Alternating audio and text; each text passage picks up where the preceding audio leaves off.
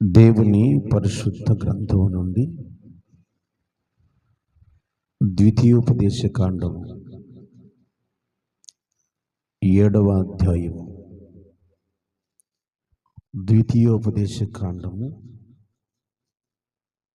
7వ అధ్యాయం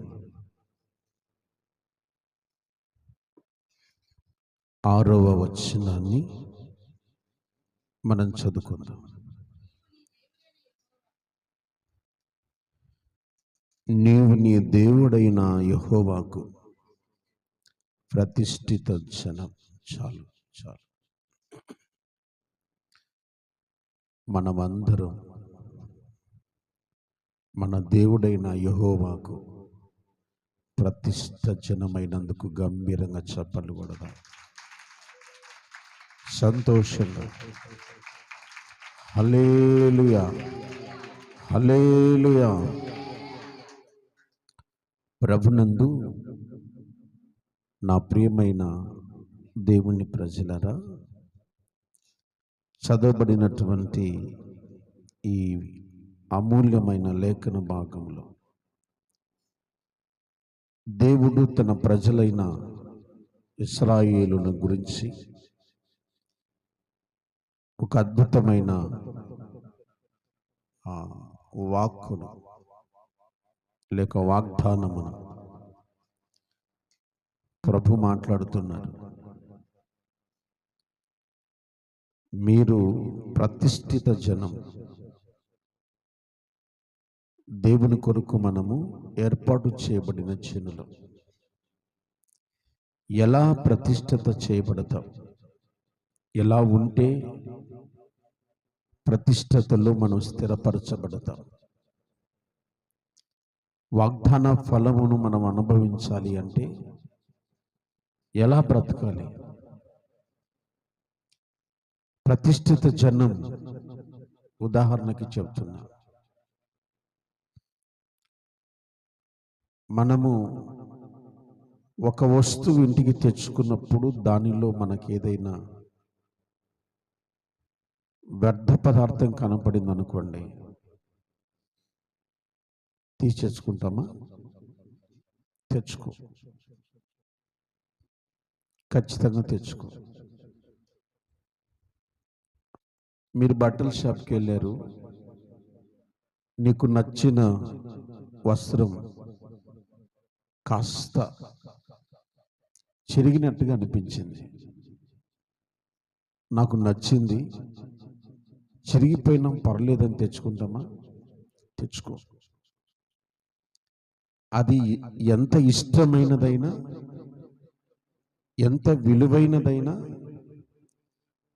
అది చిరగబడింది కనుక దాన్ని తెచ్చుకోవటానికి మనసు రాదు. ప్రేమైన దేవుని సంగమా, దేవుని కొరకు ప్రతిష్ఠుడైన వాడు, దేవుని కొరకు ఏర్పరచబడిన వాడు, నియమించబడిన వాడు ఎలా ఉండాలి, ఎలా ఉంటే దేవుడు ఇష్టపడతాడు అన్న మాటలు మీకు జ్ఞాపకం చేస్తారు. ప్రేమైన దేవుని సంగమా, ఒకానొక సందర్భములో దావీదు భక్తుడు ఆత్మవశుడై మాట్లాడుతూ ఉన్నాడు. ప్రపంచంలో ఎన్నో అద్భుతమైన వింతలు ఉన్నాయి, సుందరమైన ప్రాంతాలు ఉన్నాయి, ఇష్టమైనటువంటి ప్రదేశాలు ఉన్నాయి. భూమి మీద లేక ఆకాశం క్రింద దేవుడు బాగా పరిశీలన చేశాడట. పరిశీలన చేసినప్పుడు మానవుడు ఒక్కడే కనబడ్డాడట. స్తోత్రం చెప్తామా? Praise the Lord. మీరు చదవాలి. కీర్తనల పుస్తకం 8వ కీర్తన. 8వ కీర్తన.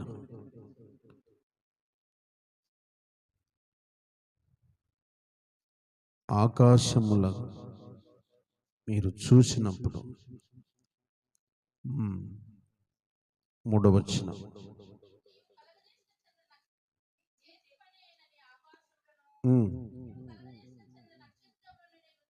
చూడగా ఆమేన్, ఆమేన్. ప్రపంచంలో ఎంతో వింతలున్నాయి. మానవుడు ఆ వింతలు చూడడానికి ఎంతో సమయాన్ని వెచ్చిస్తున్నాడు, ఎంతో విలువైన సమయాన్ని వెచ్చిస్తున్నారు. అవునా? చెప్పాలి. అవునా? అవునా కాదా? ఎంతో విలువైన సమయం. మనుషులు చేసిన వాటిని చూడడానికి మనుషులు ప్రాకులాడుతున్నారు కదా. ఎగ్జిబిషన్ వచ్చింది కదా నంద్యాలకి, వెళ్ళొచ్చారా చాలా మంది? Very good. తప్పని చెప్పట్లేదు. మనుషులు చేసిన వాటిని చూడడానికి మనిషి ప్రాకులాడుతున్నాడు. కానీ దేవుడు తాను సృష్టించిన ఈ లోకంలో మనిషిని జ్ఞాపకం చేసుకున్నాడు. స్తోత్రం చెప్పండి. మనుషుని గుర్తు చేసుకుంటున్నాడు. వాడు ఏ పాటి వాడు? మనిషిని దర్శించుటకు వాడు ఏ పాటి వాడు? విలువైన వాడా? కొన్ని 1000 సంవత్సరాలు బ్రతుకుతాడా? నీటి మీద బుడగ ఎప్పుడు ఆరిపోతాదో తెలియని జీవితం మనది. కానీ దేవుని జ్ఞాపకాలలో మనం మాత్రం నిలిచి ఉన్నాం. స్తోత్రం. మనము ప్రతిష్ఠులం. దేవునికి కళ్ళు మూసుకున్న మనమే కనబడుతున్నాం. ఆయన అంతగా ప్రేమిస్తున్నాడు మనల్ని. నీ తల వెంట్రుకల గురించి నువ్వు ఆలోచిస్తావో లేదో తెలియదు, కానీ ఆయన జ్ఞాపకం చేసుకుంటున్నాడు. నీ యోగక్షేమాలు ఎరిగిన వాడాయన. నువ్వెలా ఉండాలో, ఏమి తినాలో, ఏమి ధరించుకోవాలో, ఎలా బ్రతకాలో నీకంటే నాకంటే మన తల్లిదండ్రుల కంటే బాగా ఎరిగిన వాడాయన. ఆమేన్, ఆమేన్. ఎందుకంటే మనం ప్రతిష్ఠ జనం. దేవుని కొరకు మనము ప్రతిష్ఠులు. ఎందుకు అంత ప్రేమిస్తున్నాడు మనల్ని అంటే, మనం విమోచించబడ్డాము గనక. ఆమేన్. విమోచించబడ్డాము. ఒక విలువైన ఉదాహరణ చెప్తాను. చేపలున్న పాత్రను ఏమంటాం దాన్ని? చేపలు గ్లాసులో పెట్టింటారు చూడండి. ఎంక్వేరా, అక్వేరియమా? దానికి ఇంత మంచి పేరు పెట్టినారా? స్తోత్రం, హల్లెలూయా. ఓ చిన్న పాత్రలో రంగుల చేపలు వదిలేస్తారు. దానికి అప్పుడప్పుడు ఆహారం కూడా వేస్తుంటారు. చాలా మంది కుటుంబాల్లో ఉండొచ్చు, అందం కోసం తెచ్చుకుంటారు కొందరు. తెచ్చుకున్న తర్వాత దాన్ని ఎంత జాగ్రత్త కాపాడుకోవాలి? వారానికి 2-3 సార్లు వాటర్ చేంజ్ చేయాలి. నేను సముద్రంలో ఉన్నానన్న ఫీలింగ్ దానికి రావటానికి అప్పుడప్పుడు నీటి బుడగలు వదిలేయాలి. దానికి ఇష్టమైన ఆహారం పెట్టడానికి మనం అలవాటు పడాలి. ఈ రీతిగా మనం జ్ఞాపకం చేసుకుంటే కేవలం వాటి విషయమై ఇంత జాగ్రత్త మనం కలిగి ఉన్నామే. దేవుడు మానవుని ఎంతగా ప్రేమిస్తున్నాడంటే, నువ్వు బయటికి వెళితే నీ పాదాలకు రాయి తగులకూడదని ఆయన ఆలోచిస్తున్నాడు. ఆమేన్. నీ రాకపోకల యందు యెహోవా నీకు తోడుగా ఉన్నాడు. 121 కీర్తనలు భక్తుడు రాస్తాడు. ఏమంటాడు? యెహోవా వలననే నాకు సహాయము వచ్చును. ఆమేన్, ఆమేన్. ఎక్కడ చూశాడంట దావీదు భక్తుడు? కొండల తట్టు నేను కన్నులెత్తుచున్నాను. ఎక్కడ చూశాడట? కొండలంటే 7 కొండల, 3 కొండల? చెప్పండి. మేరీమాత కొండనా? కొంతమంది చెప్తుంటారు బాగా డబ్బున్నలను గురించి, నీకేమన్నా కొండలాగా ఉన్నాడన్నా, కొండలాగా ఉంది మీకు. ఇంకా వివరంగా చెప్తే, కూర్చొని తింటే మాట్లాడండి. కూర్చొని తింటే కొండలైనా కరిగిపోతాయి. కొండ అంటే ఆ కొండ కాదు. డబ్బు, బంగారు, వెండి విలువ కలిగిన ధనికులను వైపు నేను చూశాను. వాళ్ళ వలన నాకు సహాయము రాలేదు. ఆమేన్, ఆమేన్. నా చుట్టూ ప్రజలున్నారు, రాజులున్నారు, ధనం ఉంది, ధాన్యం ఉంది, సిరి ఉంది, ఖనిజ గనులు ఉన్నాయి. కానీ వాటి వలన నాకు సహాయము రాదు.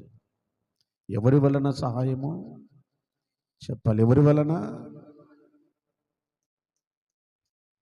ఓ తల్లి బాగా కోటీశ్వరురాలు, చాలా డబ్బున్న తల్లి. మంది మార్బలం, సెక్యూరిటీ గార్డులేమి ఎంతమంది ఉన్నారంటే ఆమెకు చుట్టాలు అంతమంది ఉన్నారు. భర్త, పిల్లలు అందరూ ఉన్నారు. ఓ రోజు బుల్లెట్ ప్రూఫ్ కార్లో వెళ్తుంది. ఒక పెద్ద యాక్సిడెంట్, ముక్కలు అయిపోయింది కారు. వెంటనే అంబులెన్స్కి ఫోన్ చేశారు. ఆ కారులో నుంచి ఎక్కడేశారు చెప్పాలి? ఎక్కడేశారు? ఆ అంబులెన్స్లో పడేశారు. ఓ ధనికురాలు, ఈమె విలువైన వస్త్రం ఏంటి, బంగారేంటి టచ్ చేయకుండా వదిలేస్తారండి? ఇలా పట్టుకుని అలా ఇసిరేశారు. దాంట్లో తీసుకొని వెళ్తున్నారు. ఓ పెద్ద హాస్పిటల్కి తీసుకెళ్లారు. వెంటనే వేయాల్సిన ఇంజక్షన్లు, రాయాల్సిన మందులు అన్నీ రాసేశారు. బంధువులు వచ్చారు, భర్త వచ్చాడు, పిల్లలు వచ్చారు, తల్లిదండ్రులు వచ్చారు, సెక్యూరిటీ గార్డులు ఉన్నారు, తన ఆఫీసుకు సంబంధించిన వాళ్ళు, ఇంట్లో పనిచేసే వాళ్ళు అందరూ ఉన్నారు. అందరి వైపు జాలిగా చూస్తుంది.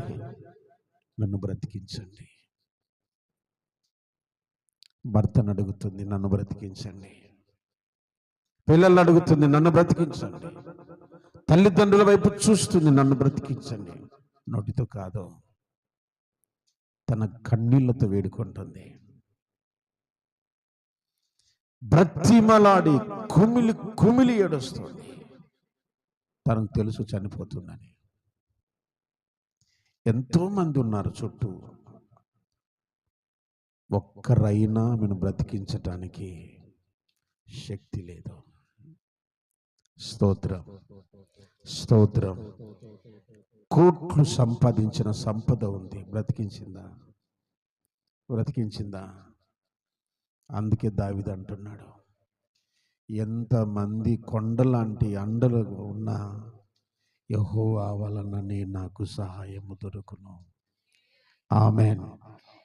ఎందుకు? ఆయన కునుకడు, ఆయన నిద్రపోడు.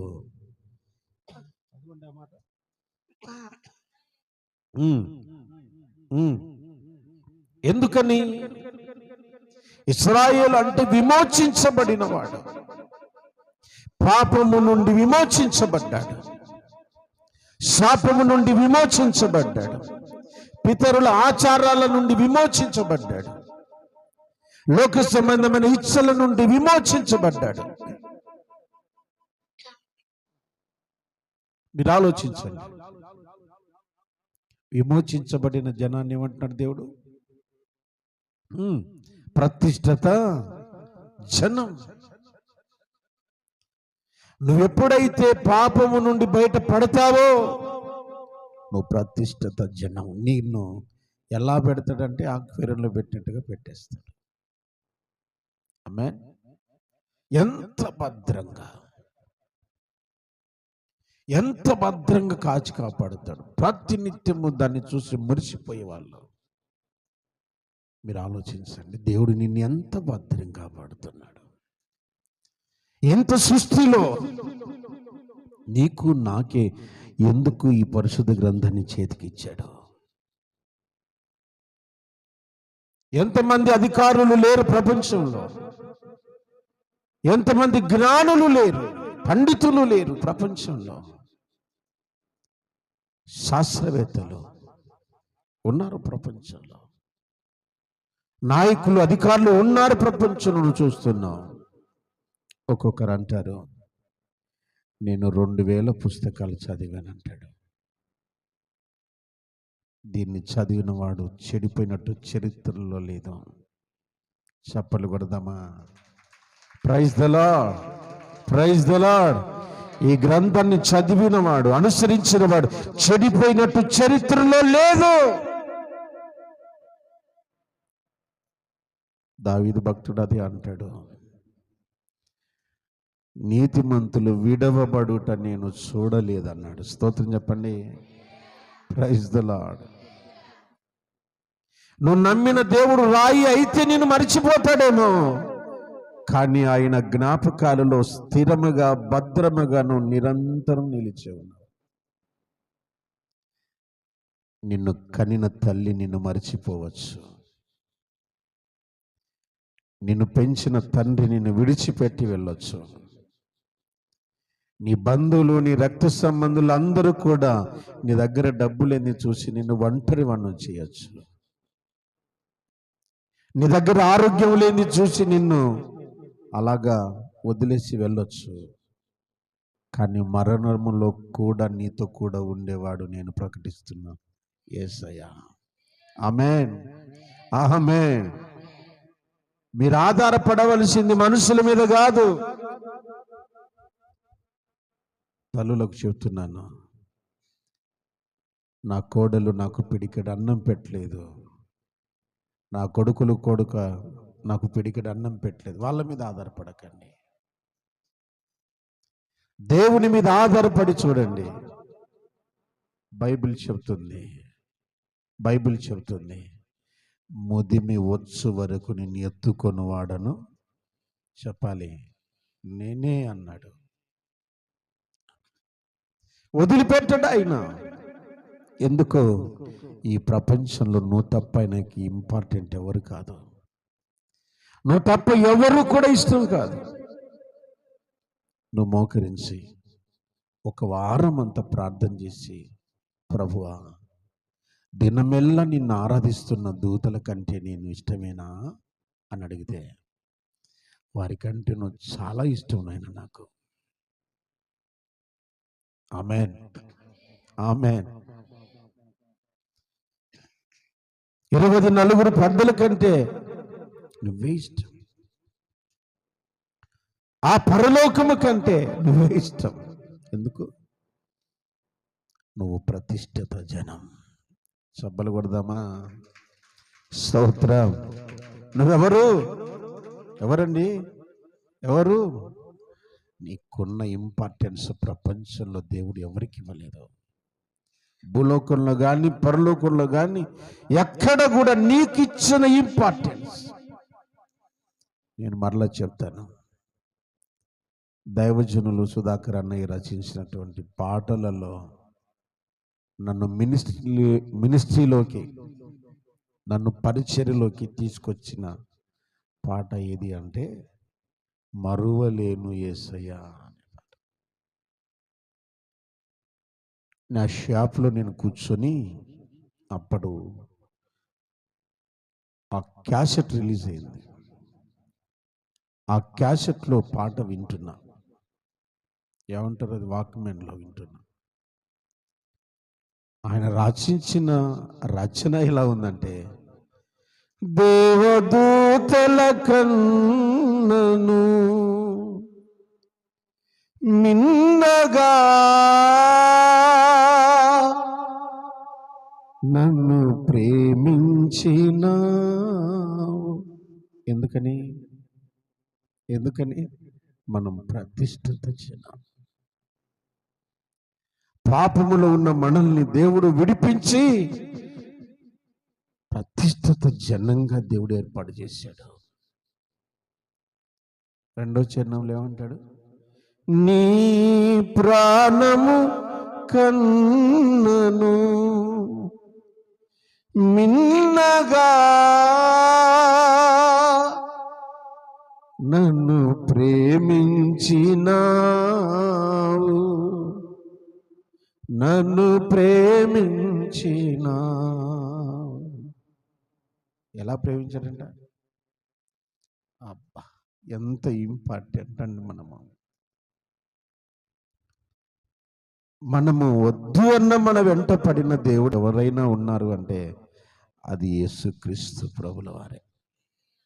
ఆమేన్, ఆమేన్.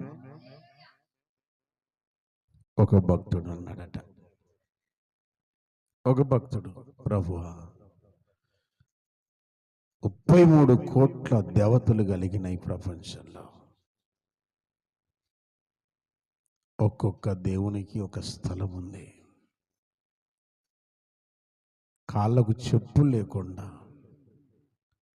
మంచి చలికాలంలో చల్లని నీళ్ళతో స్నానం చేసి కుటుంబాన్ని, భార్య బిడ్డలను వదిలిపెట్టి ఆ కొండకు వెళ్తున్నారు స్వామి. నేను కూడా నీ కొండకు రావటానికి నువ్వు ఒక కొండ మీద వెలుస్తావా అన్నాడట. హల్లెలూయా. యేసయ్య అన్నాడట, నీ కోసం కొండ దిగి వచ్చాను, పరలోకం విడిచి వచ్చాను. నువ్వెక్కడ మోకరిస్తే అక్కడికి నేను వస్తాను. ఆమేన్. అది నీ దేవునికి నువ్వంటే ఎంత ఇష్టమో తెలియపరిచేది. కొండలు ఎక్కాల్సిన అక్కర్లేదు, గుండు కొట్టాల్సిన అక్కర్లేదు, గంట కొట్టాల్సిన అక్కర్లేదు, ప్రదక్షిణలు చేయాల్సిన అక్కర్లేదు, చల్లనీళ్ళ స్నానం చేయాల్సిన అక్కర్లేదు, ఇంకా పొల్లి దండాలు పెట్టాల్సిన పని లేదు. ఉందండి? నువ్వు మంచం దగ్గర మోకరిస్తే మంచం దగ్గరికి వచ్చేస్తాడు. అయ్యా నేను మోకరించలేనయ్యా, నాకు బలహీనత ఉంది. పర్లేదమ్మా, కూర్చొని ప్రార్థన చేయి అంటాడు. నిష్ఠ లేదు, ఏ పేరుతో పిలిచినా పలకడానికి ఇష్టపడతాడు. అర్థమవుతున్నాయి నా మాటలు? అర్థమవుతున్నాయి? Praise the Lord. నువ్వు విమోచించబడిన వ్యక్తివి. నీకు ఇచ్చిన ఇంపార్టెన్స్ ప్రపంచంలో, భూలోకంలో ఎక్కడా ఎవరికి ఇవ్వలేదు. ఒక్క మాటలు చెప్పాలంటే పరలోకం ఖాళీ అయిపోయింది. ఎవరి కోసం చెప్పండి? ఎవరి కోసం? మనందరి కోసం పరలోకం ఖాళీ అయిపోయింది. ఎంత అద్భుతమో చూడండి. పరలోకం ఖాళీ చేసేంత భక్తి మనలో ఉందండి? ఉందండి?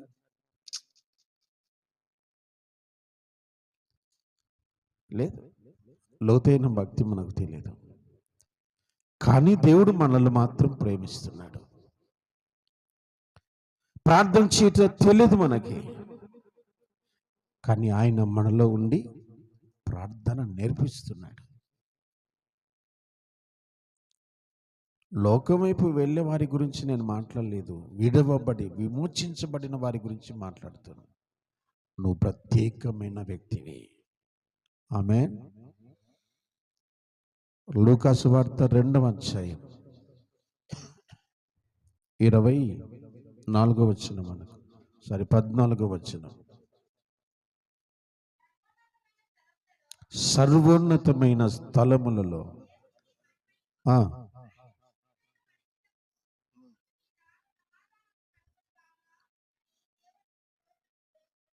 ఎక్కడ